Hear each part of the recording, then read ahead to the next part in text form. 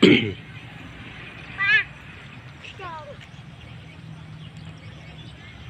ូមគោរពអនុញ្ញាតជំរាបសួរបងប្អូនពុកម៉ែនៅតាមបណ្ដាខេត្តឬមួយនៅតាមរាជធានីភ្នំពេញបាទថ្ងៃនេះជួបគ្នាសារជាថ្មីម្ដងទៀតហើយបងប្អូនបាទថ្ងៃនេះខ្ញុំបាទនឹងពំនាំប្រភេទឡានមួយគ្រឿងដើម្បីថតជាវីដេអូឡាយចែកជូនបងប្អូនពុកម៉ែនៅតាមបណ្ដាខេត្តឬមួយនៅតាមរាជធានីភ្នំពេញនិងតំបន់ផ្សេងៗដែលកំពុងតែស្វែងរកប្រភេទឡានលក្ខណៈជិះគ្រួសារបងប្អូនបាទមុននៅខ្ញុំលំអិតពីប្រភេទឡានមួយគ្រឿងនេះខ្ញុំក៏សែតអំណរអគុណដល់បងប្អូនពុកម៉ែដែលចំណាយពេលនៅការតាមដានChannel លោកឡានរបស់ខ្ញុំបងប្អូនណាបាទហើយបងប្អូនពុកម៉ែកុំភ្លេចបងប្អូនណាបាទជួយចុចកន្លែងជាវឬមួយកន្លែងកណ្ដឹងកន្លែង Subscribe ដើម្បីផ្ដល់ព័ត៌មានបានឃើញឡានថ្មីជាបន្តទៀតពី Channel ខ្ញុំបាទបងប្អូនណាបាទឥឡូវខ្ញុំលំអិតប្រភេទឡានមួយគ្រឿងបាទបងប្អូនណាបាទឡានមួយគ្រឿងនេះគឺជាឡានប្រភេទម៉ាកToyota Corolla ឆ្នាំ97ពណ៌ខ្មៅឯកសារគ្រប់ទាំងអស់បងប្អូនណាបាទអត់មានខ្វះខាតទេបងប្អូនបាទពណ៌ខ្មៅបងប្អូនណាបងប្អូនបាទឯកសារគ្រប់ទាំងអស់បាទមានការតុបតែងរួចជាស្រេចបងប្អូនបាទប្រភេទឡាន Toyota មួយគ្រឿងបងប្អូនណាបាទមានការតុបតែងរួចជាស្រេចបងប្អូនទិញយកទៅជិះមិនបាច់មានការតុបតែងរៀបចំទេបងប្អូនបាទខាងខ្ញុំរៀបចំតុបតែងឲ្យបងប្អូនរួចជាស្រេចបងប្អូនណាបាទហើយទឹកថ្នាំរបស់វាហ្នឹងនិយាយទៅបានប្រហែលជា 80% បងប្អូនបាទទឹកថ្នាំស្រីនបងប្អូនណាបាទប្រភេទឡានលក្ខណៈជិះគ្រួសារប្រភេទឡានទៀបបងប្អូនណាបាទហើយតម្លៃរបស់វាហ្នឹងធូរថ្លៃទេបងប្អូនបាទប្រភេទឡានមួយគ្រឿងពណ៌ខ្មៅនេះបាទមានការតុបតែងរៀបចំរួចជាស្រេចបាទសម្បកកង់យ៉ាន់លេងអស់ហើយបងប្អូននេះបាទសម្បកកង់យ៉ាន់លេងអស់ហើយបងប្អូនណាបាទអើយសាច់ដែកសាច់អីនៅខាងក្នុងហ្នឹងឡានប្រភេទឡានអត់មានបុកឡានអត់មានប៉ះឡានអត់មានពុកសាច់ដែកសាច់អីទេបាទហើយយ៉ាន់នេះលេងឲ្យមើលស្អាតបងប្អូនបាទស្រស់ស្អាតមែនទែនបាទសមនឹងជាមួយនឹងពណ៌ខ្មៅបងប្អូនណាបាទសម្បកកង់យ៉ាន់របស់វាបាទស្រស់ស្អាតមែនទែនបងប្អូនបាទToyota Corolla ឆ្នាំ97ពណ៌ខ្មៅបងប្អូនបាទនេះបងប្អូនណាបាទ DX បងប្អូនបាទDX ប្រភេទឡានប្រើម៉ូទ័រខ្ចក់សេរីខាងក្នុងបងប្អូនបាទប្រភេទឡានបាទឆ្នាំ97បាទស្រស់ស្អាតមែនទែនពណ៌ខ្មៅតម្លៃធូរថ្លៃទេបងប្អូនបាទស្រស់ស្អាតមែនទែនបាទ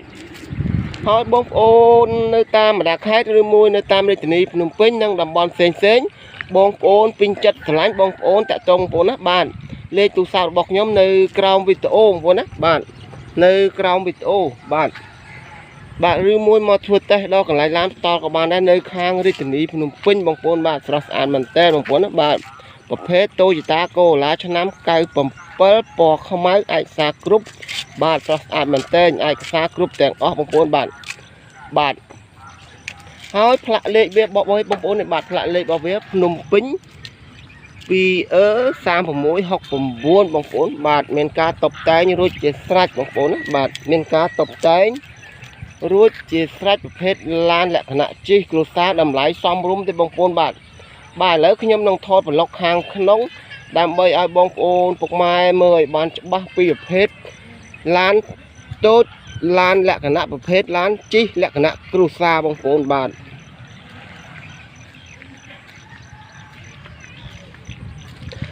បងប្អូននេះបាទខាងក្នុងវាបងប្អូនបាទ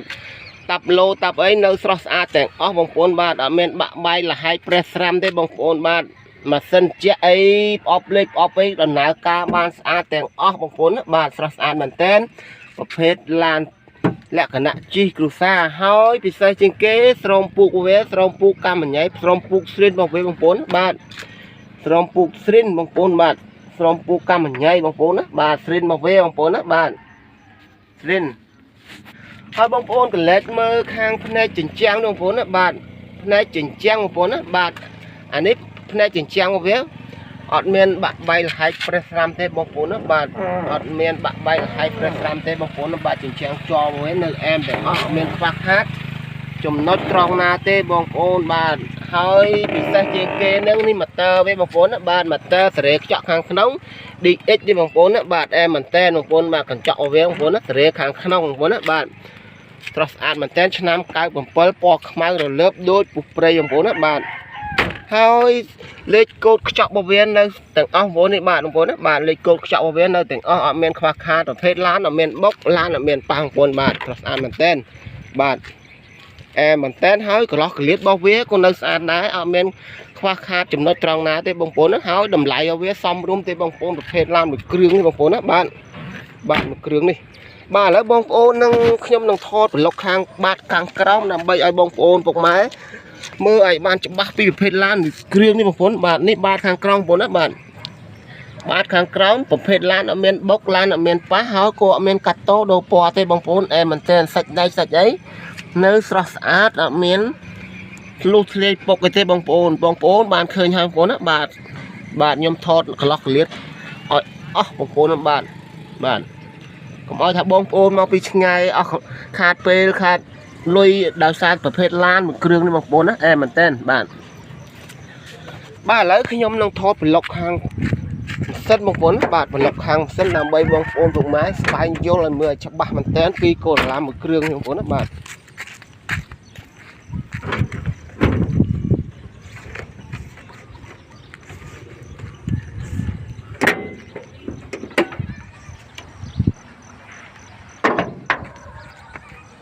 នេះបងប្អូនពុកម៉ែបានឃើញហើយបងប្អូនណាបាទប្លុកខាងមុខម៉ាស៊ីនបងប្អូនណាបាទមែនទែនបាទហើយបងប្អូនដែលថាលេងនៅក្នុងបណ្ដាញ YouTube បងប្អូនជួយចុចកន្លែងជាវឬមួយកន្លែង Subscribe ជួយ Share ដើម្បីផ្ដល់ព័ត៌មានបានឃើញឡានថ្មីជាបន្តទៀតឬមួយបងប្អូនដែលថាពេញចិត្តស្រឡាញ់បងប្អូនខលសាក់សួរបងប្អូនណាបាទលេខទូរស័ព្ទនៅក្រោមវីដេអូបងប្អូនណាឬមួយមកធ្វើតេស្តដល់កន្លែងឡានតល់ក៏បានដែរបងប្អូននៅខាងរាជធានីភ្នំពេញបងប្អូនបាទនេះបងប្អូនបានឃើញតល់ហើយបងប្អូនបាទប្លុកខាងមុខបងប្អូនណាបាទប្រភេទឡានស្រស់ស្អាតមែនទែនឡានអត់មានបុកឡានអត់មានប៉ះបងប្អូនណាបាទលេខកូដថ្នាំឯនៅស្រស់ស្អាតទាំងអស់អត់មានខ្វះខាតចំណុចត្រង់ណាទេនៅទាំងអស់បងប្អូនណាបាទគោលបូមគោលក្លៀកក៏អត់មានបុកឡានអត់មានប៉ះមានអីទេបងប្អូនណាបាទនៅមូលតល់ទាំងអស់បងប្អូនបាទមែនទែនបាទហើយម៉ាស៊ីននេះនៅទាំងអស់អត់តាន់មានរុះរើទេបងប្អូនបាទប្រភេទឡាន Toyota Corolla ឆ្នាំ97ពណ៌ខ្មៅបងប្អូនណាបាទស្រស់ស្អាតមែនទែនបងប្អូនបាទតម្លៃសមរម្យទេបងប្អូនបាទហើយលោកពូនិមីងដែលថានៅតាមបណ្ដាខេត្តឬមួយនៅតាមរាជធានីភ្នំពេញពេញចិត្តបងពូនិមីងតាក់តងបងប្អូនបាទលោកពូនិមីងតាក់តងមកបងប្អូនបាទឥឡូវខ្ញុំនឹងថតប្លុកខាងក្រោយបងប្អូនណាបាទ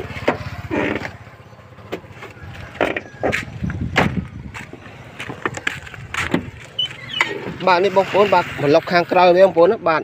ភ្លីនៅស្រស់ស្អាតទាំងអស់អត់មានខ្វះខាតឡានប្រភេទបុកប៉ះទេបងប្អូននឹងទាំងអស់បាទនៅភ្លីវានៅទាំងអស់បងប្អូនបាទបងប្អូនពូនិមីងបានឃើញបន្តឲ្យបងប្អូននេះបាទស្រស់ស្អាតមែនទែនប្រភេទឡានមានបុកឡានមានប៉ះបងប្អូនណាបាទហើយនេះភ្លីខាងស្ដាំបងប្អូនបាទភ្លីខាងស្ដាំវានៅទាំងអស់ទាំងសងខាងឡានក៏មានបុកមានប៉ះបាទឥឡូវខ្ញុំនឹងថតប្លុកខាងក្នុងដើម្បីបងប្អូនពុកម៉ែយល់មើលច្បាស់ប្រភេទឡានមួយគ្រឿងបងប្អូនបាទនេះបងប្អូនបាទគូតវាខាងក្រៅបងប្អូនណាបាទគូតស្រស់ស្អាតខ្ចីញ៉ាញ់ទាំងអស់អត់មានខ្វះខាតចំណុចត្រង់ណាទេនៅទាំងអស់បាទអត់មានបុកឡានអត់មានប៉ះបងប្អូនណាបាទនេះគូតខាងឆ្វេងបងប្អូនណាបាទខាងឆ្វេងវាក៏នៅដែរបាទស្រស់ស្អាតមែនទែនបងប្អូនណាបាទស្រស់ស្អាតមែនទែនគូតខាងឆ្វេងសាច់ដៃសាច់អីនៅភ្លឺចាចទាំងអស់បងប្អូនបាទ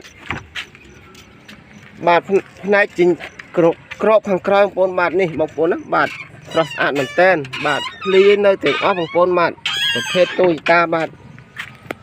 បងប្អូនកន្លែងមើលខាងក្រោមបងបាទវាងក្រោមមកសាច់ដៃសាច់អីនៅខ្ចីញ៉ាច់អត់មានធ្លុះធ្លាយទេនៅទាំងអស់បងប្អូនណាបាទបងប្អូនបានឃើញហើយបងប្អូននេះបាទស្រស់ស្អាតមែនទែនបាទនៅស្ងៀមឃើញម៉ូតូមកលឿនណាបាទស្រស់ស្អាតមែនទែនបងប្អូនណាបាទប្រភេទឡាន Toyota Corolla ឆ្នាំ97ពណ៌ខ្មៅបងប្អូនណាបាទស្រស់ស្អាតមែនទែនបាទ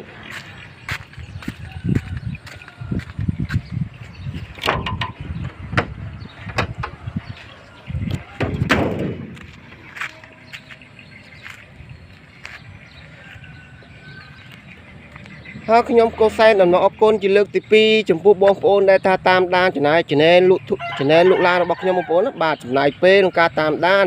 ហើយបងប្អូនជួយចុចកន្លែងជីវឬមួយកន្លែងកណ្ដឹងដើម្បីស្វែងរកព័ត៌មានបានឃើញឡានថ្មីជាបន្តទៀតបងប្អូនបាទហើយតម្លៃរបស់វាខ្ញុំនឹងថតវីដេអូបញ្ចប់ខ្ញុំនឹងដាក់តម្លៃតាមក្រោយបងប្អូនណាបាទសូមអរគុណនិងសូមជម្រាបលាបងប្អូនបាទ